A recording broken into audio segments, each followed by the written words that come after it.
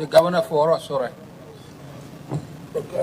Thank you, Mr. Assistant Speaker.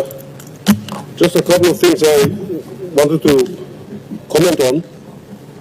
I think the point by Governor Morbe is quite important because we don't know the actual time for the question time. If time is running out and some of us still want to ask questions, it makes it difficult for us to request an extension. So that's an issue that I think we need to have rectified. Also, it's difficult for supplementary questions or points of order if the speaker is not picking it up at where the member is sitting. Just some points I thought I'd bring to your attention. My questions are directed to the Minister for Transport. If the Minister is here, I can't see him here, so I will redirect my questions to the Prime Minister instead. And the questions are in relation to the Road Transport Authority, a newly created entity that has now started to create chaos in Papua New Guinea, insofar as obtaining a license or renewing your license is concerned, or registering your vehicle is concerned. This used to take between 30 minutes to an hour. Now it's taking an entire day, we are informed. And there are many complaints on social media, wherever you care to listen, from concerned citizens about the problems they are facing with Road Transport Authority. Recently, this organization has taken over the functions from MVIL, which performed this function quite well. And provinces partnered with MVIL, and MVIL carried out this function quite well, and then paid us our portion of the revenues. Now with RTA, there's confusion. RTAs are not operating in provinces. They seem to be operating only in Port Moresby. Based on this situation, my questions are these.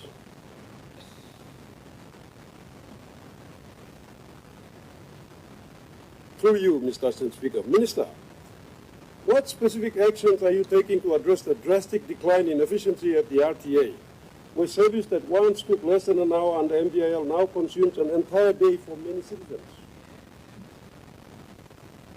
Question 2. Minister, is your ministry aware of the widespread public complaints regarding the poor performance, service, and apathy from RTA staff?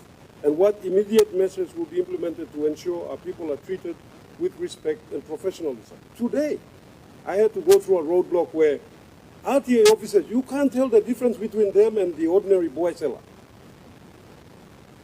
Tomorrow is Friday. You're going to go through several of these roadblocks. And when you come off the international, when you come through the international airport, if you're a visitor or tourist, the first public servant you will confront after you leave the airport will be an RTA officer, his mouth full of boy. You can't tell whether he's public servant or he's boy seller. That's what confronts our visitors. And then if you go to the RTA office now, I've received several complaints about the apathy demonstrated by the public servants that are working in there. The lack of care they have for our citizens and our visitors, investors, etc. Question number 3. Minister, can you justify the mandate and operational guidelines for the frequent RTA roadblocks, which many citizens perceive as targeted harassment rather than genuine and safety enforcement? Many of these vehicles, unroadworthy vehicles, no brake lights, no indicator lights, are still running around today, even after all these roadblocks. What are we achieving? In most countries, they have done away with this type of activities because they are living in this century, where the technology allows them to carry out these activities without having to carry out roadblocks that consume a person's entire hour or 2 hours of a day. Question number 4, my final question on a potential policy review. Minister, given the demonstrable failure of the RTA to deliver these essential services effectively, will your ministry commit to a review with the view to return these functions to the proven and efficient administration of the Motor Vehicle Insurance Limited? Could you carry out also a rate of return diagnostic of this organization to see how much it costs the Papua New Guinean citizen as opposed to how much it benefits us? Thank you. Those are my questions. Mr. Prime Minister. Thank you, Mr. Assistant Speaker. Let me thank the Regional Member of Oro, Governor Jufa, for raising this important series of questions. I just got the second question. Was the Minister aware? Or rather, am I aware? I am absolutely aware of the public sentiments, including from our own caucuses, on the inconveniences that has been caused with the latest transfer of functions back to RTA. I have given instructions that the functions be returned to MVIL for the vehicle registrations. Thank you. So I will follow up on my instructions that has been passed.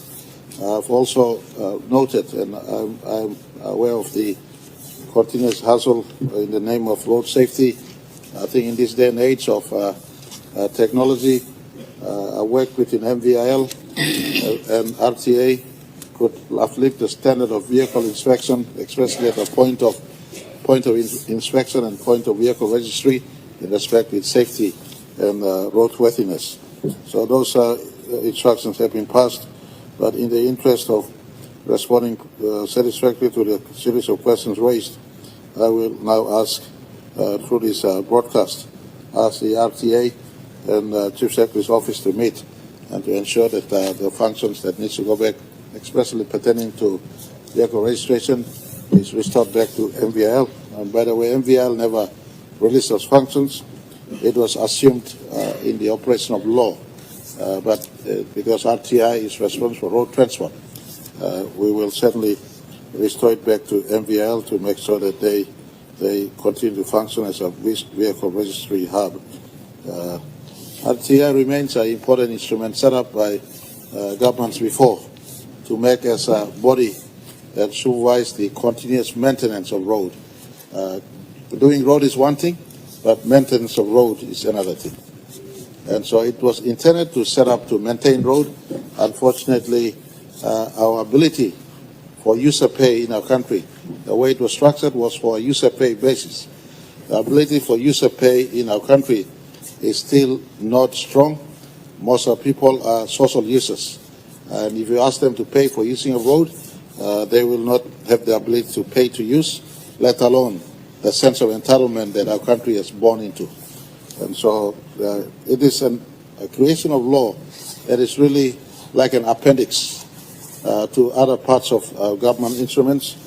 We, in our effort to relook at all structures of government that we carry in our country thus far, it is one body that is under strong consideration for either amalgamation or redundancy, or if not, make them serve better in spaces that are useful of, instead of assuming functions that will not complement efficiency but create impediments.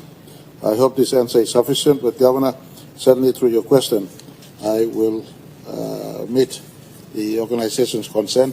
The Minister did convey his apologies. He will not be in session today. There's an emergency back in his electorate, and he had to leave for his electorate this morning. Likewise, the earlier question for Minister of Agriculture, he's got a personal emergency. As a person closest to him in his family is down with illness, so he's attending to this matter. Thank you very much, Mr. Assistant Speaker.